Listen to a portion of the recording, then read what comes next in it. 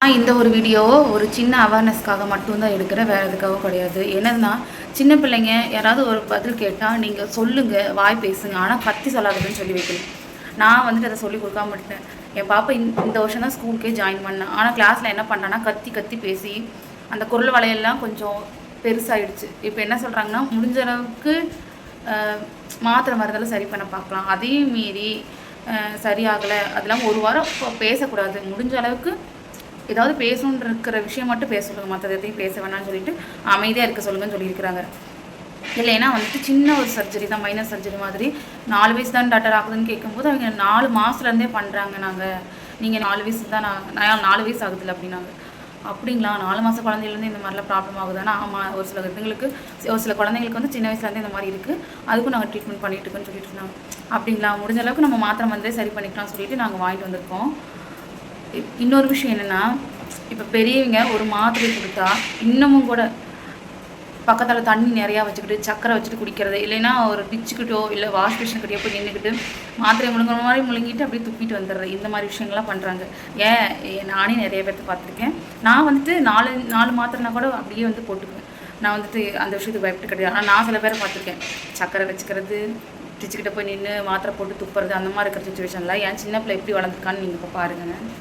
எவ்வளோ பெரிய மாத்திரை பாருங்கள், ஆனால் அவள் எப்படி முழுங்கான மட்டும் பாருங்களேன். என்ன ஒரு தைரியத்தில் மாத்திரையை ஃபஸ்ட்டு போட்டுக்கிறா, சப்பிக்கிட்டே தண்ணி குடிக்கிறா. நான்லாம் இவ்வளோ ஸ்ட்ராங்காக என் சின்ன பொண்ணு வளரும்னு நினைக்கலாம். ஆனால் என் பெரிய பொண்ணுக்கு அப்படியே ஆப்போசிட்டு. அது அந்த அரை மாத்திரை முழுங்க வைக்கிறதுக்கு கூட என்ன பண்ணால் மூடியில் தண்ணி ஊற்றி கலக்கி அது டானிக் மாதிரி குடித்தா மட்டும்தான் குடிப்பாட்டுவா. அதை குடிச்சிக்கிட்டு ஒரு டம்ளர் தண்ணிக்கு மேலே குடிப்பா. என் பாப்பா, சின்ன பாப்பா குட்டி மாத்திரை, சரி பெரிய மாத்திரை, ஆனால் தண்ணி ரொம்ப கம்மியாக தான் குடிச்சிக்கிறா. ஓகே தானா? உள்ளே முழுங்கிட்டியா?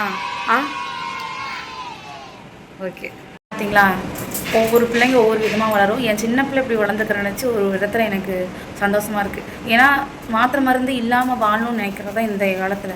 ஆனால் சொல்லப்போனால் இப்போ இருக்கிற ஜென்ரேஷனுக்கு மாத்திரை மருந்து தான் வாழ்க்கைன்ற மாதிரி. எதுக்கு எடுத்தாலும் எல்லாமே இயற்கை மீறி செயற்கைன்னு வரப்போ நிறைய தேவையில்லாத விஷயங்கள் ஆட் ஆகும்போது நமக்கு வயிறு வலி, வாந்தி, இல்லைன்னா அதுக்கேற்ற மாதிரி மாத்திரை மருந்து எடுத்துக்க வேண்டியதாக இருக்கும். அப்படி இருக்க வேண்டிய நேரத்தில் இதை நான் முழுங்க மாட்டேன்னு கட்டாயமாக இல்லாமல் சரி எடுத்துக்கிறேன்னு அது எடுத்துக்கும்போது நமக்கு எந்த ஒரு தொந்தரவும் கொடுக்காமல் எடுத்துக்கும்போது நமக்கு ரொம்ப சந்தோஷமாக இருக்குது. இதெல்லாம் நினைக்கும் போது ஒரு பக்கம் பரவாயில்லையாக இருக்குது. சீக்கிரம் மாத்திரை மருந்துலேயே என் பொண்ணுக்கு சரியாயிடும் நான் நினைக்கிறேன்.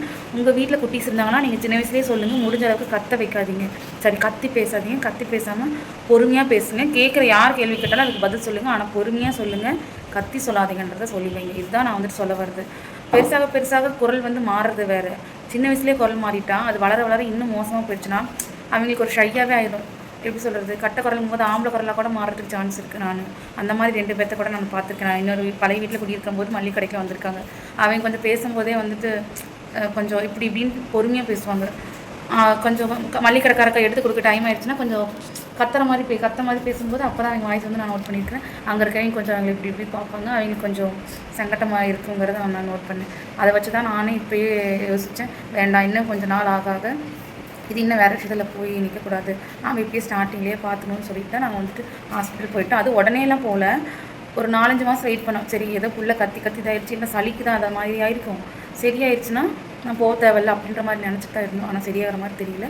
அதனால போக வேண்டிய சுச்சுவேஷன் ஆகிட்டு போயிட்டு அந்த டாக்டர் இப்படி சொன்னாங்க. அதனால நான் உங்களுக்கு சொல்கிறேன், தெரியாதவங்க தெரிஞ்சுக்கோங்க. என்னோடய வீடியோ அதிகம் மெம்பர்ஸ் பார்க்கல தான், இருந்தாலும் நான் வந்துட்டு பார்க்குறவங்களுக்கான அவேர்னஸாக இருக்கும். இல்லைன்னா இதை வேறு யாருக்கோ ஷேர் பண்ணும்போது அவங்களுக்கு யூஸ்ஃபுல்லாக இருக்குன்னு நினைக்கிறேன். முடிஞ்சால் ஷேர் பண்ணுங்கள், இல்லைன்னா உங்களுக்கு தெரிஞ்சவங்களுக்கு நீங்கள் சொல்லுங்கள்.